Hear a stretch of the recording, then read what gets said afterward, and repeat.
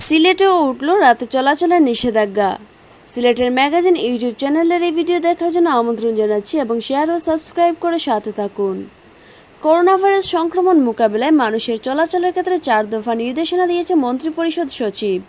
নতুন নির্দেশনা অনুযায়ী রাত 10টার পর থেকে ভোর 5টা পর্যন্ত বাড়ির বাইরে যাওয়ার নিষেধাজ্ঞা আর থাকছে না। এই নির্দেশনার আলোকে সিলেটেও উঠল রাতে চলাচলের নিষেধাজ্ঞা।